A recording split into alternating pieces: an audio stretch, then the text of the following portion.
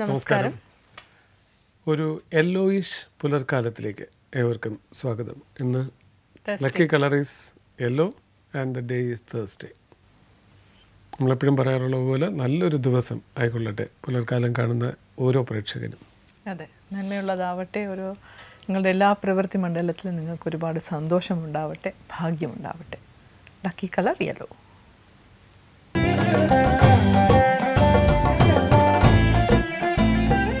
ഇന്നത്തെ എപ്പിസോഡിൽ thought of the day. Thought of the day എന്ന് പറയുന്നത്, ഒരു വ്യക്തിയെ നമ്മൾ അളക്കുന്നത് എങ്ങനെയാണെന്ന് ചോദിച്ചാൽ ആ വ്യക്തി തിരഞ്ഞെടുത്തിരിക്കുന്ന സുഹൃത്തുക്കളെ വെച്ചിട്ടായിരിക്കും. പെട്ടെന്നൊരാളെ നമുക്ക് മനസ്സിലാക്കാൻ സാധിക്കും, അദ്ദേഹത്തിൻ്റെ ടേസ്റ്റ് എങ്ങനെയാണെന്നുള്ളത്, ആ സുഹൃത്തുക്കൾ എങ്ങനെയുള്ളവരാണെന്ന്, ആ വലയം എങ്ങനെയാണെന്ന് നോക്കി ഒരാളെ നമുക്ക് ഗേജ് ചെയ്യാൻ സാധിക്കും. അപ്പോൾ സൂക്ഷിക്കുക, നമ്മുടെ സുഹൃത്ത് വലയമാണ് നമ്മുടെ ഒരു ക്യാരക്ടറെ തന്നെ നിർണ്ണയിക്കപ്പെടുന്നത്. നല്ല സുഹൃത്ത് വലയമുണ്ടെങ്കിൽ നല്ലൊരു ക്യാരക്ടർ ഉണ്ടെന്ന് അർത്ഥം. അല്ലാതെ പോയി പെട്ടുപോവുകയാണെങ്കിൽ പെട്ടുപോകുന്ന ഒരാളാണെന്ന് അർത്ഥം. അപ്പോൾ അങ്ങനെ ആവാൻ ആർക്കും താല്പര്യമില്ല എന്ന് എനിക്കറിയാം. അതുകൊണ്ട് തന്നെയാണ് പറയുന്നത്, എപ്പോഴും നമ്മുടെ കൂടെ എന്നും ലോങ് സ്റ്റാൻഡിംഗ് ആയിട്ട് നിൽക്കുന്ന ഈ സുഹൃത്ത് ബന്ധങ്ങൾ തന്നെയാണ്. മറ്റു ബന്ധങ്ങളൊക്കെ ജീവിതത്തിൽ ഉണ്ടെങ്കിൽ തന്നെയും സുഹൃത്തുക്കളാണ് എനിക്ക് തോന്നുന്നു ഒരു ലൈഫിൽ ത്രൂ ഔട്ട് നിൽക്കുന്നത്. ഇംപാർഷ്യലായിട്ട് അൺകണ്ടീഷണലായിട്ടൊക്കെ നിൽക്കുന്നത് സുഹൃത്തുക്കൾ തന്നെയാണ്. അപ്പോൾ നമ്മൾ സുഹൃത്തുക്കളെ ചൂസ് ചെയ്യുമ്പോൾ വളരെ നന്നായിട്ട് ചൂസ് ചെയ്യുക. നമ്മുടെ ഒരു ക്യാരക്ടർ അസാസിനേഷൻ വരാത്ത രീതിയിലുള്ള നല്ല സുഹൃത്തുക്കൾ, നല്ലൊരു സുഹൃത്ത് വലയം, നല്ല ബന്ധങ്ങൾ ഉണ്ടാവട്ടെ.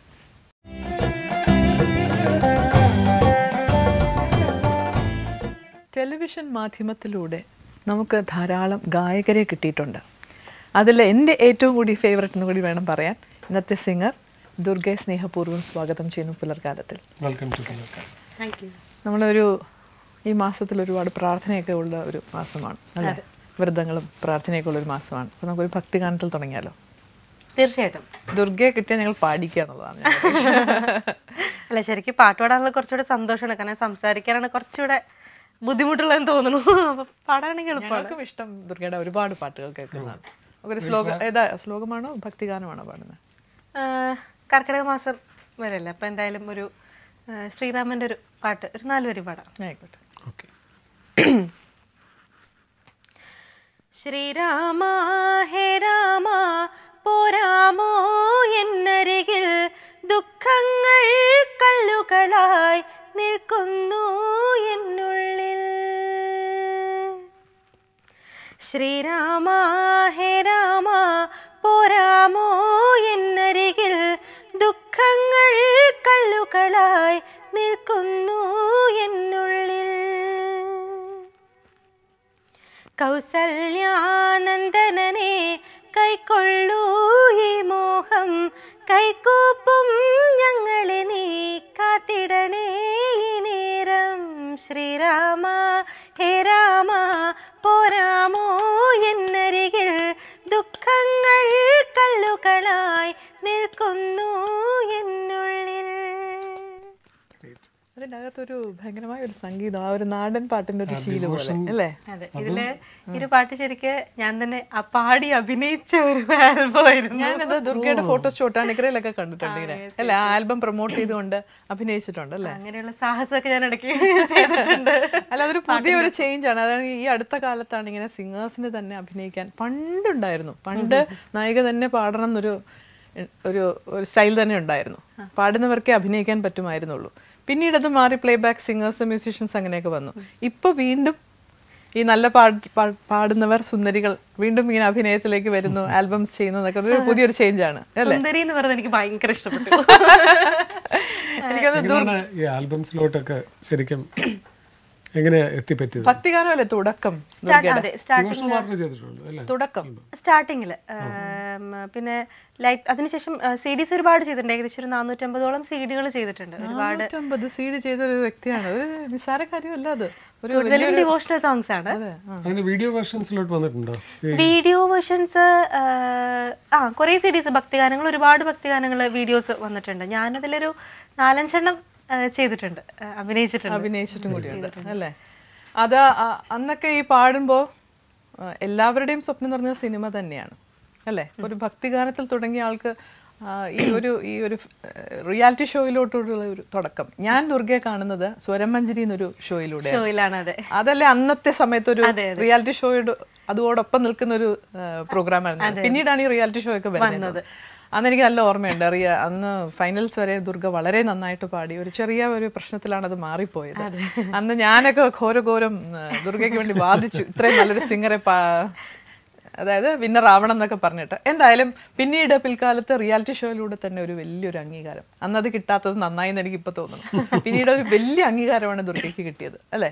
ആ ഒരു റിയാലിറ്റി ഷോയുടെ നമ്മൾ ആ ഒരു എക്സ്പീരിയൻസ്, റിയാലിറ്റി ഷോയിലോട്ട് പങ്കെടുത്തപ്പോൾ ആ പാട്ടുകൾ തിരഞ്ഞെടുത്തത്, ഗ്രൂം ചെയ്തവർ, അതിനെക്കുറിച്ചൊക്കെ നമുക്കൊന്ന് കേൾക്കാറുണ്ട്.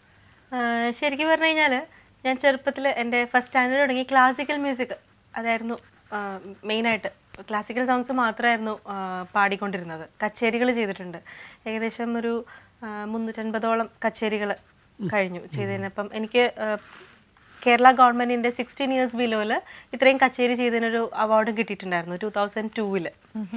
അപ്പോൾ ക്ലാസിക്കൽ മ്യൂസിക് മാത്രം പാടിയിട്ട് ഫിലിം സോങ്സ് ഒന്നും അത് പാടാറുണ്ടായില്ല. ഡിവോഷണൽ സോങ്സും ക്ലാസിക്കൽ സോങ്സും മാത്രമായിരുന്നു. പിന്നെ ഭജൻസ് ഒക്കെ ആയിരുന്നു പാടിയിരുന്നത്. തൊണ്ടയുടെ ഒരു വഴക്കം അതാണ് അല്ലേ? ഭയങ്കര ഗംഭീരമായ ഒരു സൗണ്ടാണ്. എനിക്ക് തോന്നുന്നു റിയാലിറ്റി ഷോയിൽ വന്നപ്പോൾ ക്ലാസിക്കൽ മ്യൂസിക് അറിയുന്നതുകൊണ്ട് ഒരുപാട് എനിക്ക് അത് ഭയങ്കര ഹെൽപ്ഫുൾ ആയിരുന്നു.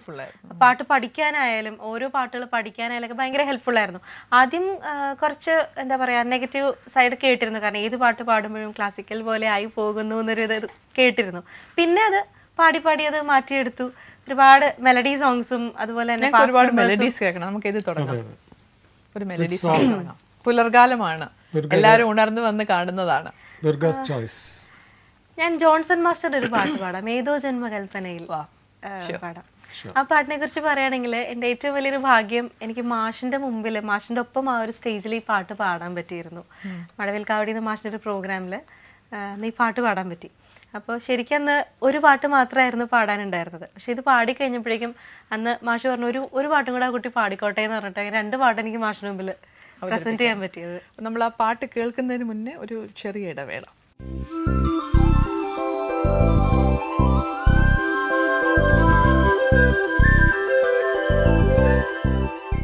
Welcome back.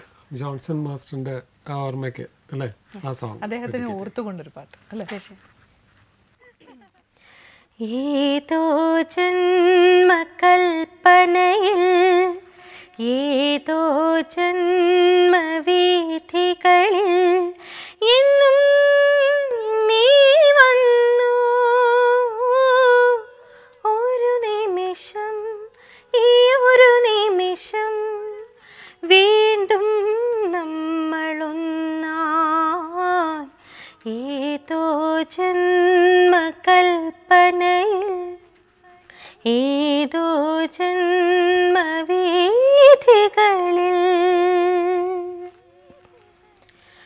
പൊന്നിൻ പാളങ്ങൾ എങ്ങോ ചേരും നേരം വിണ്ണിൽ, പൊന്നിൻ പാളങ്ങൾ എങ്ങോ ചേരും നേരം വിണ്ണിൽ, മോഹങ്ങൾ മഞ്ഞായി വീഴും നേരം കേൾക്കുന്നു നിൻ ഹൃദയത്തിൽ അതേ നാദമെന്നിൽ. ഏതോ ജന്മകൽപ്പനയിൽ ഏതോ ജന്മവീഥികളിൽ എന്നും നീ വന്നു ഒരു നിമിഷം, ഈ ഒരു നിമിഷം വീണ്ടും നമ്മളൊന്നായി. ഏതോ ജന്മകൽപ്പനയിൽ ഏതോ ജന്മവീഥികളിൽ. ഏതോ ജന്മവീഥികളിൽ നിങ്ങൾ കണ്ടുമുട്ടി വീണ്ടും ഇവിടെ പുലർകാലത്തിൽ കാണാം. ശരിക്കൊരു ബന്ധമുണ്ടെന്ന് എനിക്ക് തോന്നി കേട്ടോ. ഒരു കലാകാരന്മാർ തമ്മിൽ ഇങ്ങനെ സംസാരിക്കുമ്പോഴേ നമ്മൾ എവിടെയോ ഒരു ലിങ്ക് ഉണ്ട്, അല്ലെങ്കിൽ ഇങ്ങനെ വന്ന് നമുക്ക് വേണ്ടി ഇത്ര മനോഹരമായി ഈ ഒരു കലാകാരി പാടണമെങ്കിൽ തീർച്ചയായും ഒരു ബന്ധം തന്നെയുണ്ട്. ഭൂമി ഉരുണ്ടിരിക്കുന്നു പരന്നിരിക്കുന്നു എന്നൊക്കെ പറഞ്ഞെങ്കിലും ഭൂമി ഉരുണ്ടത് തന്നെയാണ് അല്ലേ? ആദ്യകാലത്തൊക്കെ അച്ഛനല്ലേ കൂടെ വന്നുകൊണ്ടിരുന്നത്? ശരിക്ക് ചെറുപ്പം മുതൽ അച്ഛനാണ് എല്ലാ പ്രോഗ്രാംസിനും കൊണ്ടുപോകുന്നത്. ഒരുപാട് യൂത്ത് ഫെസ്റ്റിവൽ, അതുപോലെ തന്നെ ബാലസാഹിത്യമേള, മ്യൂസിക് പാട്ട് റിലേറ്റഡ് ആയിട്ടുള്ള എല്ലാ കോമ്പറ്റീഷൻസിനും അച്ഛൻ കൊണ്ടുപോകുമായിരുന്നു. അന്നൊക്കെ ക്ലാസിക്കൽ മ്യൂസിക്, ലൈറ്റ് മ്യൂസിക്, പദ്യപാരായണം അതൊക്കെയായിരുന്നു പങ്കെടുത്തുകൊണ്ടിരുന്ന. എല്ലാത്തിലും പാർട്ടിസിപ്പേഷൻ ഉണ്ടായിരുന്നു അല്ലേ? എല്ലാത്തിലും പാർട്ടിസിപ്പേറ്റ്. പാട്ട് മാത്രമേ ഉള്ളൂ, ഡാൻസ് അങ്ങനെ ശ്രമിച്ചിട്ടില്ല. ഇൻസ്ട്രുമെന്റ്സ് ഒക്കെ വായിക്കുമായിരുന്നു? ഇൻസ്ട്രുമെന്റ്സ് എല്ലാം പകുതി തുടങ്ങി വെച്ചു. മൃദംഗം കുറച്ച് നാൾ പഠിച്ചു, മൃദംഗം പഠിച്ചു കുറച്ച് നാൾ, അതെ. പിന്നെ കീബോർഡ് കുറച്ച് നാൾ പഠിച്ചു, വയലിൻ കുറച്ച് നാൾ പഠിച്ചു. പക്ഷെ ഒന്നും കൂടെ കംപ്ലീറ്റ് ചെയ്തില്ല. പാട്ട് മാത്രമാണ് കണ്ടിന്യൂ ചെയ്ത് പോയത്. ഇപ്പൊ വയലിനിൽ ഏതെങ്കിലും ഇൻസ്ട്രുമെന്റ് ഇപ്പൊ കണ്ടിന്യൂ ചെയ്യുന്നുണ്ടോ? ഇല്ല, ഇൻസ്ട്രുമെന്റ് ഇപ്പം കണ്ടിന്യൂ ചെയ്യുന്നില്ല, സമയമില്ലാത്തവർക്ക്. കോംപ്ലിമെന്റ് ചെയ്തേനെ അല്ലേ ദുർഗയുടെ പാട്ടിന്? പാട്ട് മാത്രമാണ് ഇപ്പോഴും കണ്ടിന്യൂ. ഞാനിങ്ങനെ കേട്ടിട്ടുണ്ട് വയലിനൊക്കെ പഠിച്ചാൽ നമുക്ക് ശ്രുതി ഭയങ്കരമായി ജ്ഞാനം ഉണ്ടാവുമെന്ന് കേട്ടിട്ടുണ്ട്. അതെ അതെ, ശ്രുതി അതുപോലെ നമുക്ക് നൊട്ടേഷൻസ് ഭയങ്കര എളുപ്പമായിരിക്കും, എളുപ്പമായിരിക്കും, നോട്ടേറ്റ് ചെയ്യാൻ എളുപ്പമായിരിക്കും. നോട്ടേറ്റ് ചെയ്യാൻ എളുപ്പമാണ്. ഇപ്പം ക്ലാസിക്കൽ പഠിക്കുമ്പോഴും നമുക്ക് എളുപ്പമാണ്. കുറച്ച് സ്വരങ്ങളൊക്കെ അറിയുമ്പോൾ നമുക്കൊരു പാട്ട് പഠിക്കാനായിട്ട് കുറച്ചുകൂടെ സിമ്പിൾ ആയിരിക്കും. പക്ഷെ ദുർഗയുടെ നല്ല സ്വരമാണ്, അതിൽ തന്നെ ഒരു വയലിനുണ്ട് ഇൻബിൽറ്റ്. നമുക്കൊരു പഴയ ഒരു പാട്ട് കേട്ടാലോ? സീമന്തരേഖയിൽ വാണിജ്യരാം പാടിയ പാട്ട്. സീമന്തരേഖയിൽ ചന്ദനം ചാർത്തിയ ഹേമന്ത നീല നിശീഥിനി, മാനസദേവന്റെ ചുംബന പൂക്കളോ സ്മരവതി നിന്റെ ചുടിണയിൽ സീമന്തരേഖയിൽ ചന്ദനം ചാർത്തിയ ഹേമന്ത നീല നിശീഥിനി.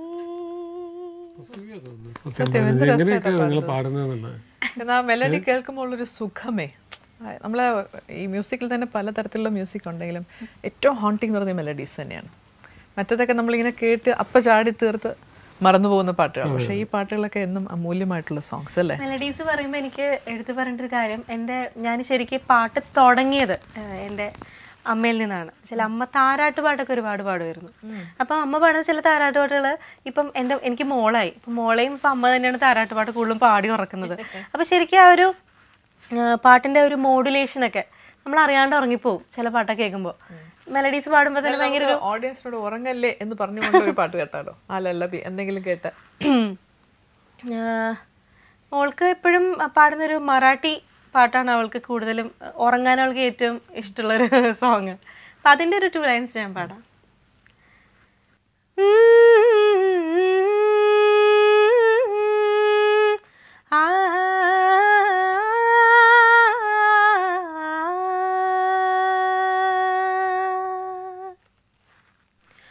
जो जो रे बाळा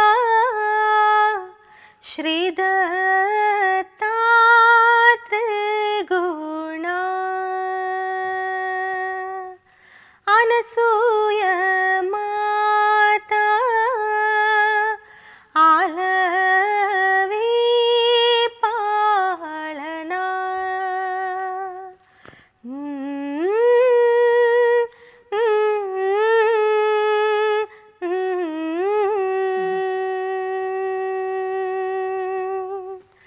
ജോ ജോ രേ ബാള.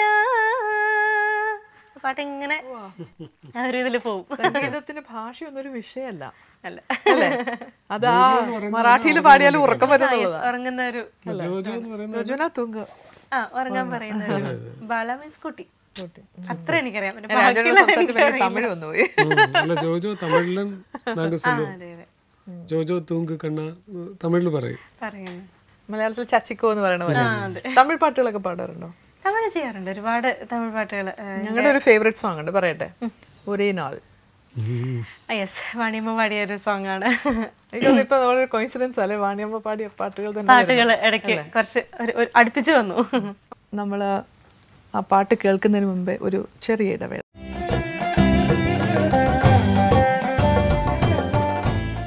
Tips for the audience. ഇന്നത്തെ ടിപ്സ് ശരിക്കും നമ്മൾ എല്ലാ രാജ്യത്തിലും ഇപ്പോൾ അത് ഒരു കസ്റ്റമാണ് അല്ലേ? ഒരു പെൺകുട്ടി വിവാഹം കഴിഞ്ഞാണെന്ന് അറിയണമെങ്കിൽ ഇവിടെ ഒരു സിന്ദൂരം ഉണ്ടാവും, ഇവിടെ ഒരു എക്സ്റ്റെൻഡഡ് സിന്ദൂരം ഉണ്ടാവും. എന്തുകൊണ്ടാണ് ഈ നെറ്റിയിൽ നല്ലൊരു കുങ്കുമം വെച്ച് പൊട്ട് തൊടണം? അല്ലെങ്കിൽ നമ്മൾ ദേവീ ക്ഷേത്രങ്ങളിൽ പോകുമ്പോൾ ഹിന്ദു വിശ്വാസമാണ്. ദേവിക്ക് എന്തുകൊണ്ടാണ് ഇങ്ങനൊരു ചുവന്ന പൊട്ട് ധരിപ്പിക്കുന്നത്? അതിനെക്കുറിച്ച് എന്താണ് തരാം? അത് പറയുന്നത് ശാസ്ത്രീയമായി പറയുന്നത് ഈ 2 ഐബ്രോസിന് ഇടയ്ക്കുള്ള ആ ഒരു പോയിന്റ് എന്ന് പറയുന്നത് അതെ, അതൊരു തേർഡ് ഐ ആണെന്ന് പറയും. അത് വളരെ സെൻസിറ്റീവ് ആയിട്ടുള്ളൊരു ഏരിയ ആണ്, അത് വളരെ പവർഫുള്ളും കൂടിയാണ്. അപ്പോൾ അത് പ്രൊട്ടക്ട് ചെയ്യപ്പെടേണ്ടതും കൂടിയാണ്. അതുകൊണ്ടാണ് അവിടെ കുങ്കുമം വെക്കുന്നത്. അപ്പോൾ ഈ അൾട്രാവയലറ്റ് വെച്ചിട്ട് ചില സിനിമയിലൊക്കെ പറയുന്നുണ്ട് ദീർഘസുമംഗലി ഭവ. അതെ, അതൊരു അൾട്രാവയലറ്റ് റേസ് ഏൽക്കാതിരിക്കാൻ ചെയ്യുന്നത് ഒന്നാണത്. അതിന് വേറൊരു സയൻറ്റിഫിക് ആയിട്ടുള്ളൊരു വശം എന്ന് പറയുന്നത് നമ്മുടെ തലനീരിറങ്ങുന്ന ഒരു ഇതൊക്കെ ഉണ്ട്. എല്ലാവരും അറിയോ കുളിച്ചിട്ട് ഞാൻ നേരെ തല തോർത്തില്ല. അപ്പം ഈ സിന്ദൂരം ശരിക്കുള്ള കുങ്കുമം തന്നെ ഇടുകയാണെങ്കിൽ ആ ദുർനീരൊക്കെ വലിച്ചെടുക്കും എന്നാണ് പറയുന്നത്. ഇതുകൂടാതെ നമ്മൾ ഈ ചന്ദനം ഇടുന്ന ഒരു ശീലം കൂടിയുണ്ട്. അത് കുളിർമ നൽകുന്നതാണ് പറയുന്നത്. ഭയങ്കര ചൂടുണ്ടാക്കുന്ന ചിന്തകൾ, പ്രവൃത്തികൾ, ബ്രെയിനിനെ ഭയങ്കരമായിട്ട് കൂളാക്കാനുള്ള ഒരു നല്ലൊരു ഇൻഗ്രീഡിയൻ്റാണ് ചന്ദനം ധരിക്കുന്നത്. അപ്പോൾ നമ്മുടെ ഈ പഴയ കസ്റ്റം എന്നൊക്കെ പറയുന്നത് ഇന്ന് ശാസ്ത്രീയമായിട്ട് വളരെ നല്ലതാണെന്ന് തെളിയിച്ചിട്ടുള്ള ഒന്നാണ്. അപ്പോൾ ആ കസ്റ്റംസ് ഒക്കെ നമ്മൾ ഫോളോ ചെയ്യുകയാണെങ്കിൽ ഇത്തരം ഗുണങ്ങൾ നമുക്ക് തീർച്ചയായിട്ടും ഉണ്ടാകും. നിങ്ങളും നല്ല കസ്റ്റംസ് നോക്കി ഫോളോ ചെയ്യാൻ താല്പര്യമുള്ളവരാണെന്നറിയാം. Follow the customs.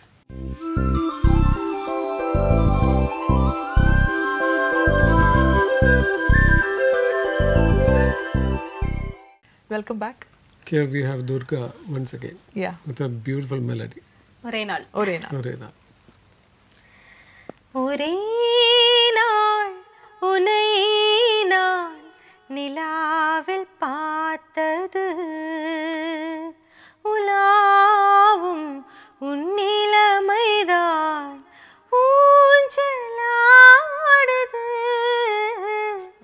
ஒரே நாள் உனை நான் நிலாவில் பார்த்தது உலாவும் உன்னிலமைதான் ஊஞ்சலாடுது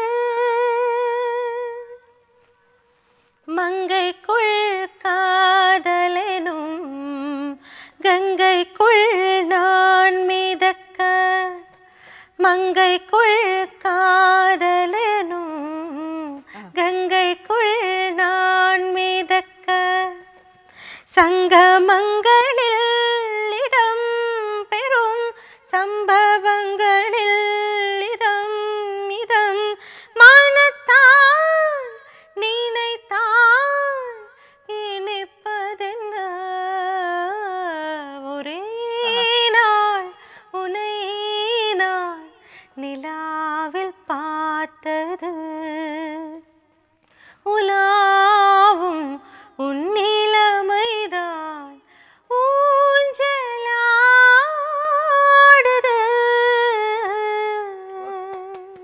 Beautiful song. ഒരിക്കലും അതിനൊരു മധുരം കുറഞ്ഞാതെ പാടി കേട്ടോ. വിത്തൗട്ട് ഓർക്കസ്ട്ര, വിത്തൗട്ട് എനി ശ്രുതി നമുക്ക് ഇങ്ങനെ ഒരു പാട്ട് കേൾക്കാൻ പറ്റിയ യോഗമാണ്. ആക്ച്വലി ഞാൻ പാടി പകുതി ആയപ്പോഴും പറഞ്ഞത് നമുക്കത് ഡിവറ്റ് പാടായിരുന്നു. ഞാനിത് പറയാൻ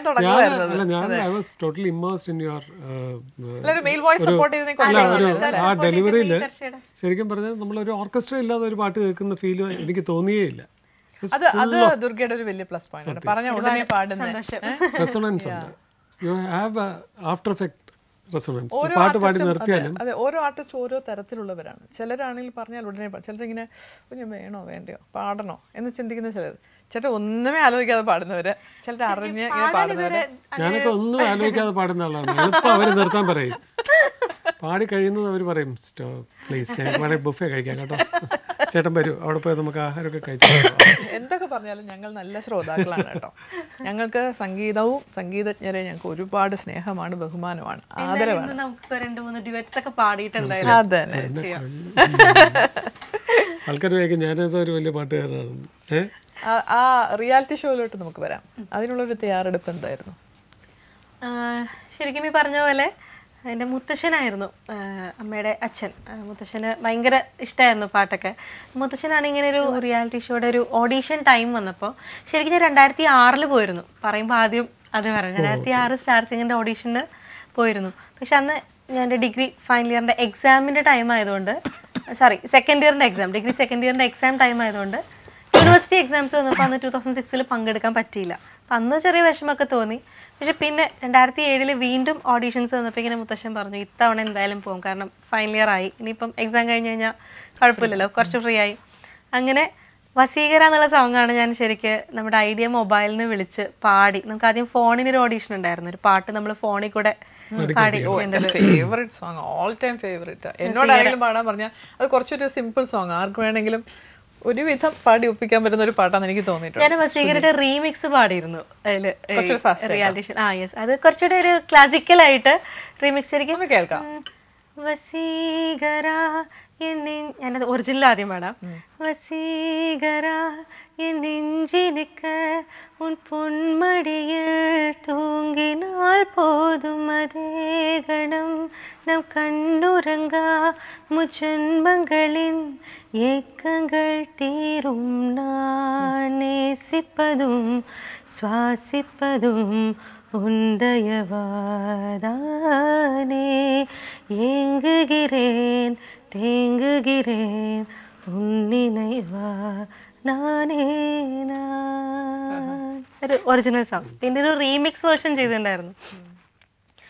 வசீகரா நெஞ்சினிக்க உன் பொன்மடியில் தூங்கினால் போதும் அதே கணம் நம் கண்ணுறங்கா முஜன்மங்களின் ஏக்கங்கள் தீரும் நான் நேசிப்பதும் சுவாசிப்பதும் உந்தயவாதானே ஏங்குகிறேன் தேங்குகிறேன் உன் நினைவா നാനേ ഞാൻ. ആക്ച്വലി ഒരു രസത്തിന് റീമിക്സ് റൗണ്ടില് ഇതിനടുത്ത് ചെയ്തിട്ടുണ്ടായിരുന്നു. എന്തൊരു ഇംപ്രൂവൈസേഷൻ ആണത്. എനിക്ക് ഇങ്ങനെ രോമാഞ്ചം ഉണ്ടായിരുന്നു. പക്ഷെ ഇതിന് രണ്ട് പോസിറ്റീവ് നെഗറ്റീവ്സ് ഉണ്ടായിരുന്നു കേട്ടോ. കാരണം എല്ലാവർക്കും ചിലപ്പോൾ റീമിക്സ് പാടുമ്പോൾ എല്ലാവർക്കും എന്താണെന്നറിയോ, ആ ക്ലാസിക്കലിനോട് ഒരു ടേസ്റ്റ് ഉള്ളവർക്ക് അത് ഇഷ്ടാവും. എല്ലാവർക്കും ചിലപ്പോൾ അത് ഇഷ്ടപ്പെട്ടൊന്നുമല്ല. പക്ഷെ എന്നാലും എനിക്ക് അസാധ്യമായിരുന്നു ദുർഗ. എനിക്ക് ഇനി കൂടുതൽ നമുക്ക് ഒരുപാട് വിശേഷങ്ങൾ അറിയാനുണ്ട്. ഒരു ചെറിയ ബ്രേക്ക്.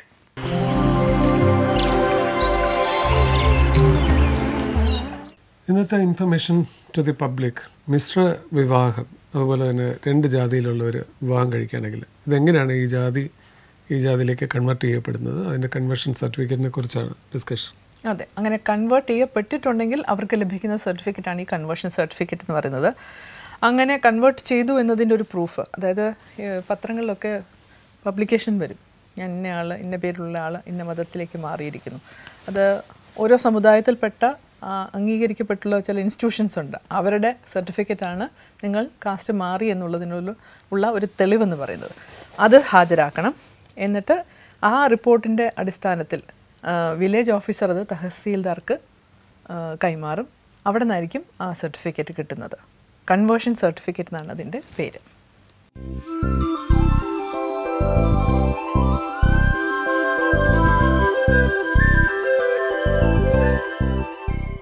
Welcome back. ശരിക്കും ദുർഗ, ആ പാട്ട് കേട്ട് എനിക്ക് മതിയായിട്ടില്ല.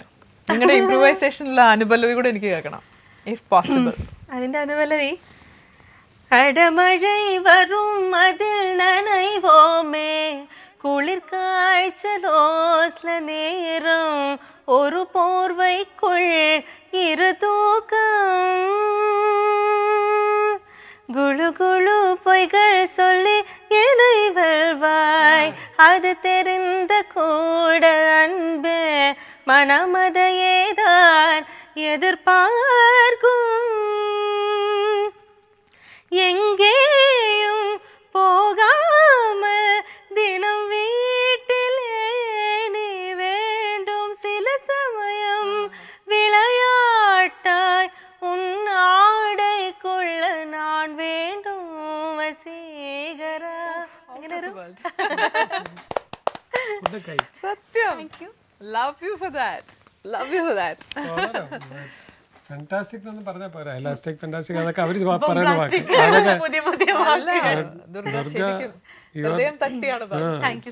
റിയലി ടാലന്റഡ് കേട്ടോ. ഓ, എനിക്കിങ്ങനെ ഭയങ്കര ഇഷ്ടമായി കേട്ടോ. ഒരു ഫീമെയിൽ സിംഗർ ഇത്രയും ഇംപ്രൂവൈസേഷനോട് ഇത്ര ധൈര്യമായിട്ട് ചാലഞ്ചിങ് ആയിട്ട് പാടി അല്ലേ. ദുർഗയുടെ ഒരു റേഞ്ച് തുറന്നത് അതല്ലേ പറഞ്ഞു, ഇത് സാമ്പിൾ ആണ്, വെടിക്കെട്ട് വരാൻ.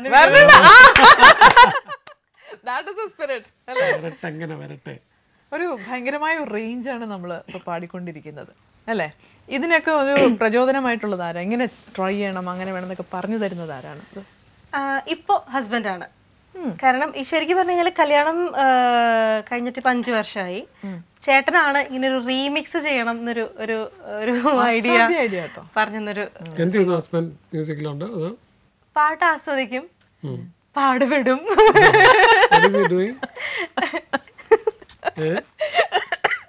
ഇലക്ട്രിക്കൽ കോൺട്രാക്ടർ ആണ്. ഫിഷിന്റെ ഹോൾസെയിൽ ഉണ്ട്.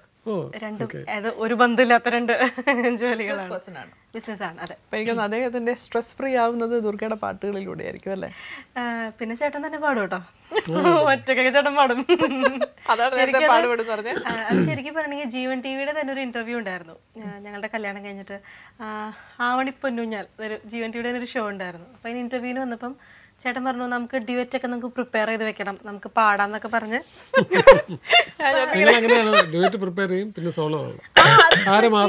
അവസ്ഥ ഡ്യുവറ്റ് ഒക്കെ പ്രിപ്പയർ ചെയ്തു. കഴിഞ്ഞപ്പോ ചേട്ടൻ പറയാം നീ ഒന്ന് പാടണം, ഞാൻ ഒറ്റയ്ക്ക് പാടിക്കോളാം. ഭയങ്കര ധൈര്യം എവിടെ നിൽക്കോ. പിന്നെ ക്യാമറമാനൊക്കെ ചിരിച്ചു മരിക്കണ ഞാൻ കണ്ടു. ഏത് പാട്ടാണ് പാടിയത്? കണ്ണീർ പൂവിന്റെ. അതായിരുന്നു ഏറ്റവും സങ്കടം. ഭയങ്കര ഞാൻ ഒറ്റയ്ക്ക് പാടിക്കോളാന്ന് പറഞ്ഞിട്ട് ചേട്ടൻ കണ്ണീർ പൂവിന്റെ പാടി തുടങ്ങിയത് എല്ലാരും ശരിയായി. കാരണം കല്യാണം കഴിഞ്ഞ ഒരു ടൈമില് ഭയങ്കര എപ്പോഴും ഭയങ്കര സന്തോഷമായിരിക്കുന്ന ഒരു പാട്ടെന്ന് പറഞ്ഞ് പാടിയതാണ്. പക്ഷെ പാട്ട് മാറിപ്പോയി. പക്ഷെ സന്തോഷമായിട്ട് പാടിയ ആ പാട്ടും സന്തോഷമാണ്. കണ്ണീർ പൂവിന്റെ നമ്മളൊരു സിറ്റുവേഷൻ ലൈറ്റ് ആയി. ഒരു നാടൻ പാട്ട് നമ്മൾ തുടങ്ങിയത് ഒരു ഭക്തിഗാനത്തിൽ നാടൻ പാട്ടിന്റെ ചുവയുണ്ടെങ്കിലും ശരിക്കും ഒരു നാടൻ പാട്ട്. അങ്ങനെ കുറെ പാട്ടുകൾ പാടിയിട്ടില്ലേ? നാടൻ പാട്ടുകൾ കുറെ ചെയ്തിട്ടുണ്ട്. കുറച്ച് കേൾക്കായിരുന്നു നമുക്ക് നിങ്ങൾ പാടിയിട്ടുള്ളതെന്നും, അല്ലെങ്കിൽ നിങ്ങൾ പോപ്പുലറായിട്ട് ഷോയ്ക്കൊക്കെ പാടുന്നതോ? ഞാൻ തന്നെ പാടിയൊരു പാട്ട് പാടാം. കാരണം നമ്മൾ ഷോന് ഇപ്പൊ ശരിക്കും ഷോന് നാടൻ പാട്ടിൽ ചെയ്യുമ്പോൾ കുറെ പാട്ടുകൾ മിക്സ് ചെയ്തിട്ട് ഒരു ഒറ്റ സിംഗിൾ സോങ് മെഡ്ലി പോലെ കുറച്ച് പാട്ടുകൾ ചെയ്യാറുണ്ട്.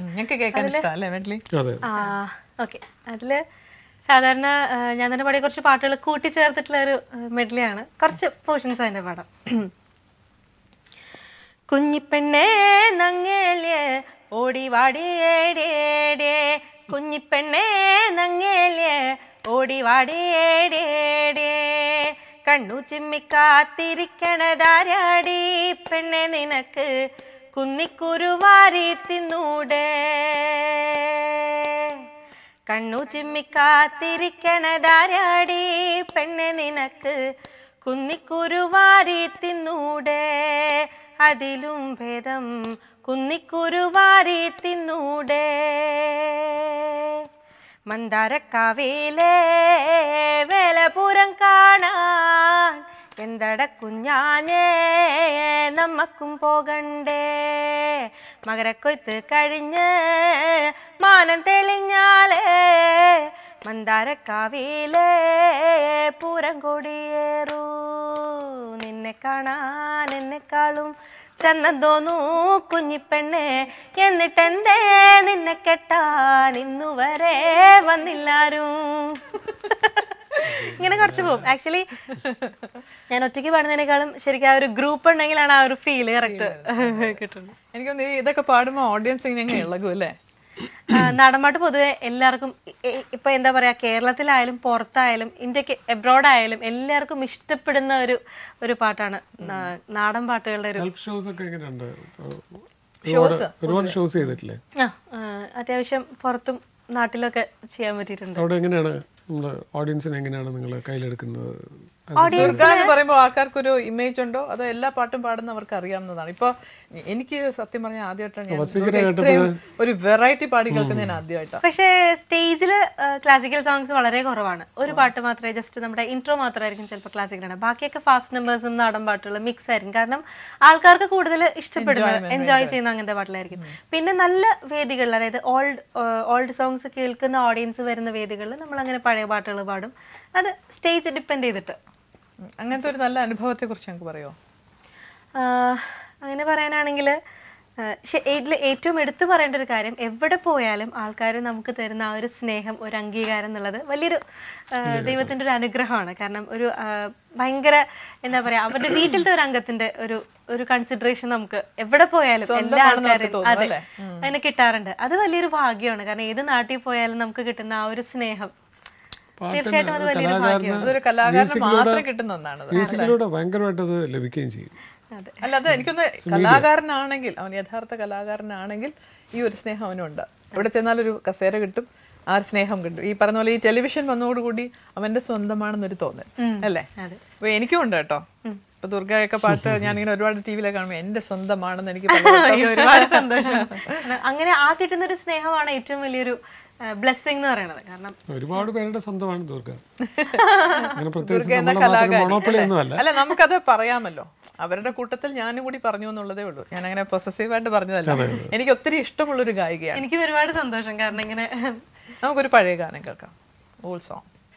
ഇത്തിരി പൂവിന്റെ പടം, മണിവത്തൂരിൽ 1000 ശിവരാത്രികളിലെ ഒരു പാട്ട്. ഇത്തിരി പൂവിന്റെ കൈക്കുമ്പിളിൽ വീണ മുത്തേ മണിമുത്തേ, ഇത്തിരി പൂവിന്റെ കൈക്കുമ്പിളിൽ വീണ മുത്തേ മണിമുത്തേ, മാറോടണച്ചു ഞാൻ പാടാം താമരനൂലിന്മേലാലോലം, മാറോടണച്ചു ഞാൻ പാടാം താമരനൂലിന്മേലാലോലം, നീർമണിമുത്തു പുണ്ടാടാട്, ഇത്തിരി പൂവിന്റെ കൈക്കുമ്പിളിൽ വീണ മുത്തേ മണിമുത്തേ. ഇപ്പൊ ശരിക്കും പറഞ്ഞു കഴിഞ്ഞാൽ മോളുള്ളതുകൊണ്ട് കൂടുതലും താരാട്ടുപാട്ടിൽ ഒരുപാട് കാണാതെ അറിയാം. കാരണം പാടി ഉറക്കാനായിട്ടാണ്. പാട്ട് കേട്ടാലേ ഉറങ്ങുള്ളൂന്നുണ്ടോ മോള്? പാട്ട് ഉറങ്ങാൻ വേണ്ടി മാത്രമല്ല, അവൾക്ക് പാട്ട് ഭയങ്കര ഇഷ്ടമാണ്. അപ്പോൾ എന്തെങ്കിലും വാശി ഉണ്ടെങ്കിൽ തന്നെ ഏറ്റവും ഇഷ്ടപ്പെട്ട പാട്ട് സെൽഫി പുള്ളിയാണ്. നമ്മുടെ വലിയൊരു നാഷണൽ ആന്തം പോലെയാണ്. ഒരു ദിവസം ഒരു 50 പ്രാവശ്യം പാട്ട് കേട്ടിട്ടുണ്ടാവും. കുറച്ച് ഫാസ്റ്റ് നമ്പറൊക്കെ വെച്ചെടുത്ത് അവിടെ ഇരുന്ന് കളിച്ചോളും. ഒരു കുഴപ്പമില്ല. മോൾക്ക് വേണ്ടി ആ പാട്ടൊന്ന് പാടാം. ഏതാ? സെൽഫി പുള്ളി. அது டர டர டர பெட்ட காதல் இருக்கு, நீயும் விட்டு விட்டு பட்டு பண்ண ஏறும் கிறுக்கு, இன்ஸ்டாகிராமத்துல வாடி வாழலாம், நம்ம வாழும் நிமிஷத்துல சுட்டு தள்ளலாம், செல்ஃபி புள்ள கிமிய உம்மா உம்மா, செல்ஃபി പുള്ള ഗിമിയ ഉമ്മ. ശരിക്കും ഈ പാട്ട് പറയുമ്പോൾ ഞങ്ങളൊരു സ്റ്റേജിൽ പ്രോഗ്രാമിന് പോകുമ്പം ഡിബേറ്റാണ്, മെയിൽ ആൻഡ് ഫീമെയിൽ ഉണ്ട്. മെയിൽ സിംഗറിന് ഇതിൻ്റെ വരി അറിയില്ല. അപ്പം ഞാനിത് ഫുള്ള് കാണാതെ പറഞ്ഞെടുത്തു. ദുർഗ ഇത്ര മെയിൽ സിംഗേഴ്സിന്റെ മെയിൽ ലൈൻസ് വരെ കാണാതെ പഠിച്ചു. ഞാൻ പറഞ്ഞു ഇതെന്റെ വീട്ടിലൊരു 50 പ്രാവശ്യം ഒരു ദിവസം കേൾക്കുന്നതാണ്. അപ്പൊ അതുകൊണ്ട് എങ്ങനെ ലിറിക്സ് കാണാതെ ആവും. കേട്ടല്ലോ, ഉമ്മ ഉമ്മ ഉമ്മ സെൽഫി പുള്ള. ഓക്കെ, ഇതിലേത് വേണം നിങ്ങൾ എടുത്തോളൂ. Short break.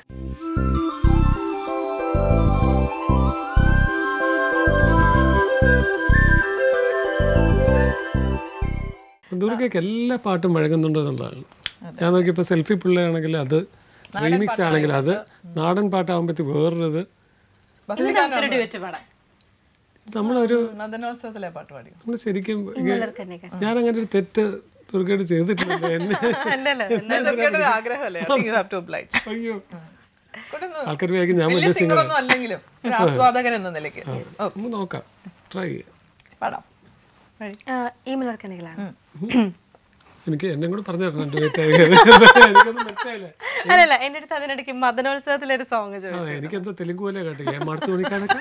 ഞാൻ പറഞ്ഞു എനിക്കൊന്നും പിടികിട്ടിയിട്ടില്ല, എനിക്കും കൂടെ ആ പാട്ട് പറഞ്ഞു തന്നെ. കൈയൊക്കെ വരച്ചു തുടങ്ങി.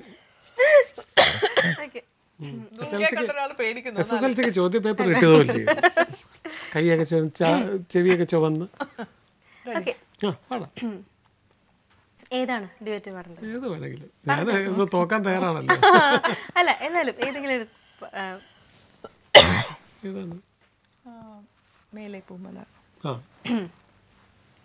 പാടിയതാണോ? അല്ല, ഇത് രാജേട്ടന്റെ ജൈത്ര യാത്രയാണ്. പാടി പാടി തെളിയാനുള്ള. ഏറ്റവും പാക്കും ദക്ഷിണയും കൊടുത്ത് ഒരു മടയിൽ പോയി നിന്ന് പഠിക്കണം എന്ന് ആഗ്രഹിച്ചതാണ്.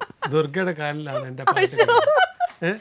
ആ കാലിൽ ഒരു 1000 സിംഹിനിയുടെ മടയിൽ ഒരു പ്രത്യേക ദക്ഷിണ തന്ന് പഠിക്കാൻ വിചാരിച്ചു. ദക്ഷിണ സ്വീകരിച്ചായിട്ട് കരുതി.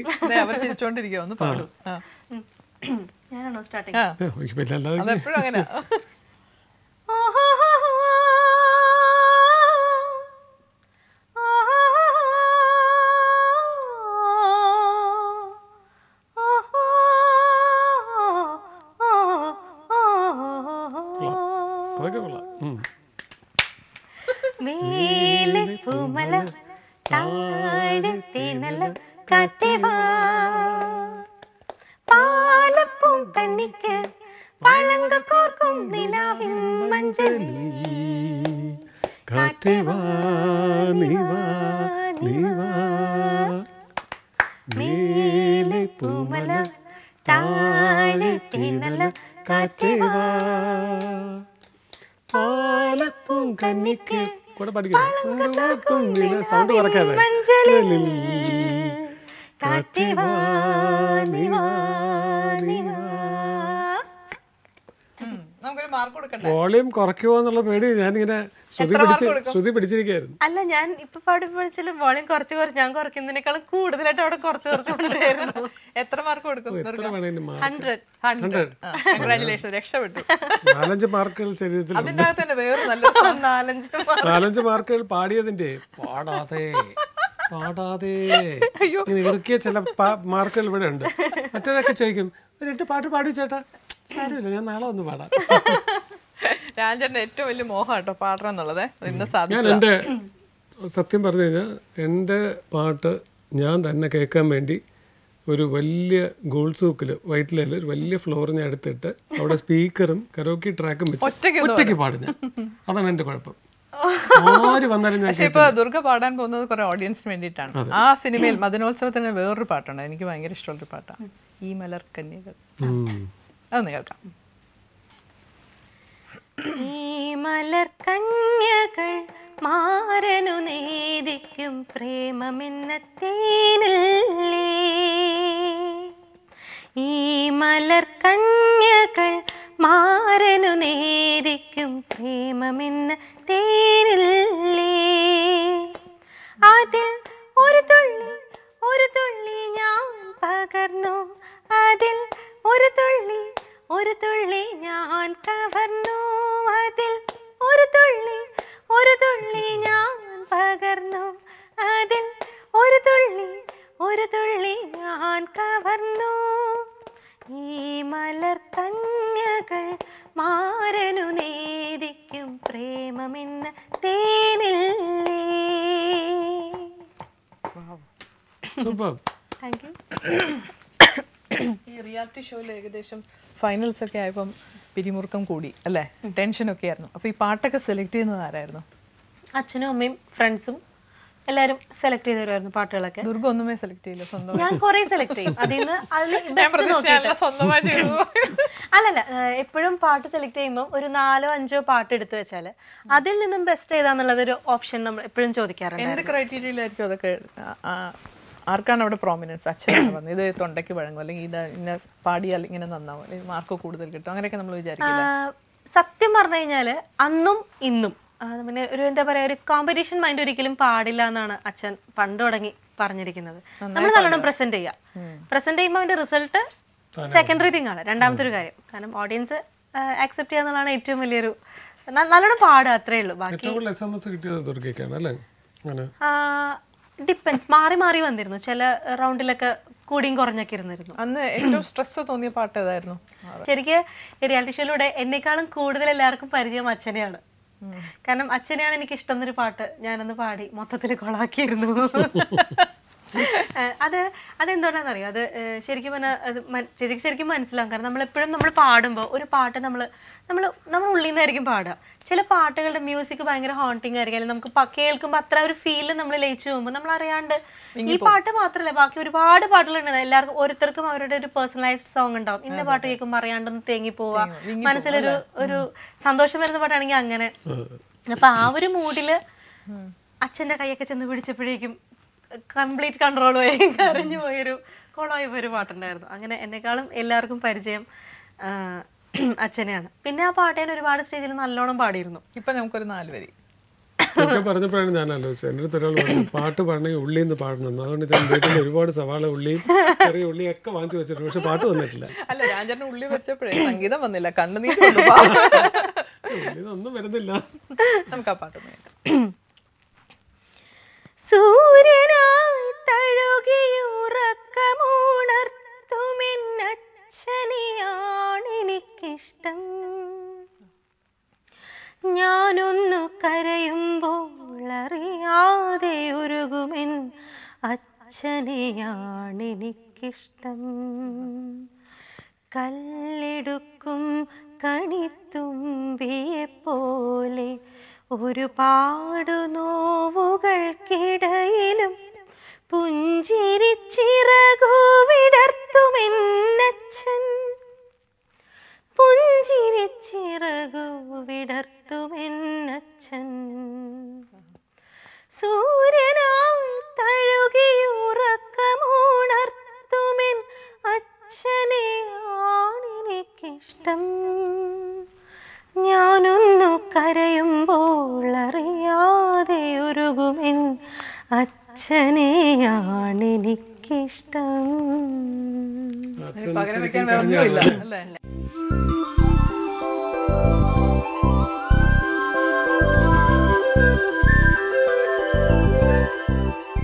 ദുർഗയുടെ അച്ഛൻ ആ സമയത്ത് കരഞ്ഞോ? അച്ഛനന്ന് കരഞ്ഞു. അപ്പോഴാണ് എനിക്ക് കൂടുതൽ വിഷമായത്. വെച്ചാല് അച്ഛൻ കരഞ്ഞു വെച്ചാൽ വേറെ ഒന്നല്ല, അച്ഛൻ ആ ഒരു പാട്ടിന്റെ ഫീലില് എന്താ പറയാ, പിന്നെ അന്നത്തെ ഒരു ഓർക്കസ്ട്രേഷനും എല്ലാം കൂടെ നമ്മൾ ആ ഒരു അറ്റ്മോസ്ഫിയറിൽ കേൾക്കുമ്പോൾ ഒരു പ്രത്യേക മൂഡായിരിക്കും. എല്ലാവരും ചോദിക്കാം റിയാലിറ്റി ഷോ അങ്ങനെ ആയി വരുന്നതാണ് അല്ലേ? നമുക്ക് തന്നെ ഇപ്പൊ നമ്മൾ കരയാൻ വേണ്ടി കരയുന്നതല്ല, അത് ആ ഒരു മൊമെന്റില് അങ്ങനെ സംഭവിച്ചു പോകുന്നതാണ്. അത് കലാകാരന്മാരെല്ലാരും ലോല ഹൃദയന്മാരായിരിക്കും, സെൻസിറ്റീവ് ആണ്. അതെ, നമുക്ക് പെട്ടെന്ന് ഒരുപാട് നേരത്തെ പറഞ്ഞാൽ നല്ല സന്തോഷിക്കുന്ന ഒരു പാട്ട് കേട്ടാൽ നമുക്ക് അതുപോലെ സന്തോഷവും വരും. ഒരു വിഷമിക്കുന്ന ഒരു പാട്ട് കേട്ടാൽ നമുക്ക് ഒരു സങ്കടം അങ്ങനെ വരാറുണ്ട്. നമുക്കൊന്ന് ഓർമ്മ വന്നു, നമ്മുടെ അച്ഛനെ നമ്മളൊന്ന് ഓർക്കുന്ന ഒരു നിമിഷമായിരുന്നു. അതല്ലേ, അത് ആ കലയുടെ ശക്തി എന്ന് പറയുന്നത്. ദുർഗ സിനിമയിലൊക്കെ പാടിയിട്ടുണ്ടോ? ഫിലിമില് ഇപ്പം ഓപ്പർച്യൂണിറ്റീസ് വരുന്നുണ്ട്, പക്ഷെ ഇങ്ങനെ പറഞ്ഞാൽ കാര്യമായിട്ടുള്ള ഒരു ഓപ്പർച്യൂണിറ്റി വന്നിട്ടില്ല. എന്തായാലും ഈ ഒരു പ്രോഗ്രാം കണ്ടതിന് ശേഷം ഒരുപാട് പേരെ വിളിക്കും. ഞങ്ങൾ എല്ലാവരോടും ഇവിടെ വരുന്ന എക്സലന്റ് ആയിട്ടുള്ള സിംഗേഴ്സ് വരുമ്പോഴൊക്കെ ഞങ്ങൾ ഇങ്ങനെ മനസ്സുകൊണ്ട് ആത്മാർത്ഥമായിട്ട് ഞങ്ങൾ ബ്ലെസ് ചെയ്യാറുണ്ട് കേട്ടോ. വരണം, പാട്ട് പാടണം, കാരണം എന്തൊരു ടാലന്റ് ആണ് നിങ്ങൾക്കൊക്കെ. ഈ പുലർകാലത്തിൽ ഒരുപാട് നല്ല സിംഗേഴ്സ് വരുന്നുണ്ട്. എല്ലാവർക്കും വേണ്ടിയിട്ട് ഞാൻ പറയുന്നത്, some legendary music directors should come. ഇതുപോലെയൊക്കെ സിംഗേഴ്സ് ഇവിടെ ഉണ്ട്. മുല്ലകൾ ഇങ്ങനെ പൂത്ത് നിൽക്കുകയാണ് അവിടെ അവിടെ. ഇന്ന് വന്നിട്ട് ചെയ്ത എല്ലാ സിംഗേഴ്സ് എല്ലാവരും അതെ. ഒരു ദേവരാജനെ പോലെയുള്ള ഒരു മ്യൂസിക് ഡയറക്ടർ മതി ഒരു ദുർഗയെ അങ്ങ് ടോപ്പ് ലെവലിൽ എത്തിക്കാൻ. എന്തായാലും ഒരുപാട് സന്തോഷം. നാവ് പൊന്നാവട്ടെ. എന്നിടയ്ക്ക് ഞാൻ തമിഴിലും കന്നഡയിലും പാടിയിരുന്നു. മലയാളത്തിൽ കൂടി പാടാൻ അവസരങ്ങൾ ഉണ്ടാവണം. നമുക്ക് ഏകദേശം സമയമായി, വൈൻഡപ്പ് ചെയ്യേണ്ട ടൈമായി. ഒരു ദുർഗയുടെ ഏറ്റവും ഫേവറേറ്റ് ഒരു സോങ് കേട്ടുകൊണ്ട് നമുക്കത് വൈൻഡപ്പ് ചെയ്യാം. The best of Durga. Sindhu ഭൈരവിയിലെ ഒരു പാട്ട് പാടാം. ആയിക്കോട്ടെ. நானொரு சிந்து காவடி சிந்து ராகம் புரியவில்லை, உள்ள சோகம் தெரியவில்லை, தந்தை இருந்தும் தாயும் இருந்தும் சொந்தம் எதுவும் இல்லை, அதை சொல்ல தெரியவில்லை. நானொரு சிந்து காவடி சிந்து ராகம் புரியவில்லை, உள்ள சோகம் தெரியவில்லை, தந்தை இருந்தும் தாயும் இருந்தும் സ്വന്തം എതുവുമില്ല, അത് ചൊല്ല പുരിയവില്ല. ലിറിക്സ് ചെറിയൊരു കൺഫ്യൂഷൻ ഉണ്ടായിരുന്നു. അത് വളരെ അന്വർത്ഥമായിരുന്നു ആ പാട്ട്. ഇങ്ങനെ ഒരു സിംഗർ ഇവിടെയുണ്ട്, മനസ്സിലാക്കുക. ചൊല്ലത്തെരിയല്ല ഇത്ര ഞങ്ങൾക്ക് പറഞ്ഞുകൂടാ അതെങ്ങനെ പറഞ്ഞ് മനസ്സിലാക്കണമെന്ന്. അപ്പോൾ ഇത് കേൾക്കുന്ന സംഗീത സംവിധായകർ, സിനിമ പ്രൊഡ്യൂസേഴ്സ്, സിനിമ എടുക്കാൻ ആഗ്രഹിക്കുന്നവരുണ്ടെങ്കിൽ ഈ ശബ്ദം തീർച്ചയായിട്ടും തിരിച്ചറിയണം. അല്ല, വളരെ സീരിയസ് ആയിട്ട് പറയാണ് ഞാൻ. തീർച്ചയായിട്ടും ഈ ഒരു സിംഗറിനെ ഐഡന്റിഫൈ ചെയ്യേണ്ടതെന്ന് ഒരു സംഗീത ലോകത്തിന്റെ തന്നെ ഉത്തരവാദിത്വമാണെന്ന് എനിക്ക് തോന്നുന്നു. പ്രേക്ഷകർക്ക് മനസ്സിലാക്കണമല്ലോ. അതെ, എന്തായാലും ഒരു 500 CD ഒക്കെ പാടിയ ഒരു ഗായികയാണ്, ഒട്ടും മോശമൊന്നുമല്ല. അപ്പോൾ ഇനിയും കാണണം പുതിയ പുതിയ നേട്ടങ്ങൾ, അംഗീകാരങ്ങൾ, പുതിയ പടവുകൾ ചവിട്ടിയ ശേഷം ഇവിടെ വരിക, ഞങ്ങളെ വീണ്ടും ഇതുപോലെ പാടി സന്തോഷിപ്പിക്കും. വലിയ സിംഗറായിട്ട് ഞാനും ഒരു കുളത്തിന്റെ കരയിൽ പോയി രാജന്റെ എനിക്കൊരു വലിയ സന്തോഷമാണ് ദുർഗയുടെ കൂടെ പാടാൻ സാധിച്ചു. കൂടെ പാടിയെന്ന് ഞാൻ പറഞ്ഞാൽ തന്നെ ആൾക്കാർ എനിക്ക് വയ്യ ഇറങ്ങിയിട്ട് ഞാൻ ദുർഗയുടെ കൂടെ പാടിയിരുന്നു. പിന്നെ നീ എല്ലാവരുടെയും കൂടെ പാടി കാണിച്ചു കൊടുക്കാലോ. So thank you for giving me such a great opportunity to sing with you, and of course God bless you. Thank you.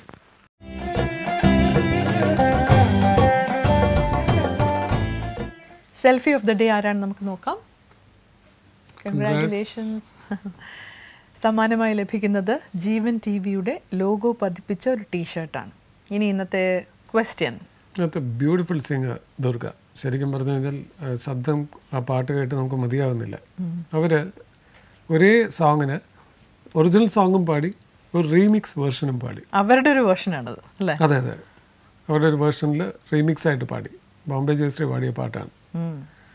അത് ഏത് സിനിമയിലെ ഗാനമാണെന്നുള്ളതാണ് ചോദ്യം. ഏത് ഗാനമാണ്, ഏത് സിനിമയിലെ ഗാനം? ഏത് ഗാനമാണ്, ഏത് സിനിമയിലെ ഗാനമാണ്, രണ്ടുമുണ്ട്. വളരെ എളുപ്പമുള്ള ചോദ്യമാണ്.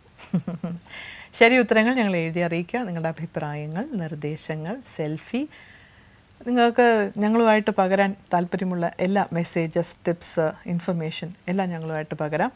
അതെല്ലാം കൂടി കണക്കിലെടുത്ത് 30 ദിവസം കൂടുമ്പോൾ നമ്മൾ ഇതെല്ലാം കൂടി ഒരു നെറുക്കെടുത്ത് ഒരു വ്യക്തിക്ക് ഒരു ബമ്പർ സമ്മാനമുണ്ട്. എന്താണിത്? സോമ ഗ്രൂപ്പ് ഓഫ് ആയുർവേദിക് റിസോർട്ട്സിൻ്റെ 2 nights and 3 days സ്റ്റേ ആണ്. പ്രത്യേകിച്ചും വീണ്ടും പറയുന്നു, സെൽഫി അയക്കുന്നത് സെൽഫി മെയിലിലും പുലർക്കാലത്തിനെ കുറിച്ചുള്ള നിങ്ങളുടെ കൺസെപ്റ്റ്, നിങ്ങളുടെ നിർദ്ദേശങ്ങളും അഭിപ്രായങ്ങളും ഗ്രീറ്റിങ്സ് എല്ലാം അയക്കേണ്ടത് പുലർക്കാലത്തിൻ്റെ മെയിലുമാണ്. 2 മെയിൽ ഐ ഡി ഞങ്ങൾ കാണിക്കുന്നുണ്ട്. So please cooperate with us. 2 clash ആയാലും കുഴപ്പമില്ല, ഞങ്ങൾ സഹിച്ചു. എന്തായാലും പുലർകാലത്തിലൂടെ നിങ്ങൾക്ക് ഒരുപാട് അതിഥികളെ പരിചയപ്പെടുത്തുന്നതിനോടൊപ്പം ഞങ്ങളും ഓരോ പുലർകാലത്തിൽ ഇങ്ങനെ സന്തോഷിക്കുകയാണ്. അതിനൊരു പ്രത്യേക നന്ദി ഈ ചാനലിൽ ഞങ്ങൾ അറിയിക്കുകയാണ്. ഒരുപാട് നല്ല കലാകാരന്മാരെ നിങ്ങൾക്ക് പരിചയപ്പെടുത്തുന്നതിലൂടെ ഞങ്ങളും കൂടി ആ ഓരോ നിമിഷവും ആസ്വദിക്കുകയാണ്. ഇന്നത്തെ എപ്പിസോഡിൽ തന്നെ അതെ, ദുർഗയുടെ ഒരു സോങ് ഇത്ര അടുത്ത് കേൾക്കാൻ സാധിച്ചത് വലിയൊരു അനുഗ്രഹമാണ്. ആസ്വാദ്യകരമായ ഒരുപാട് നിമിഷങ്ങൾ ഇനിയും പങ്കുവയ്ക്കുവാൻ തീർച്ചയായും പുലർകാലത്തോടൊപ്പം തന്നെ നിങ്ങൾ ഉണ്ടാവണം. വീണ്ടും നാളെ രാവിലെ കാണാം 7:30 മണിക്ക്. ബൈ.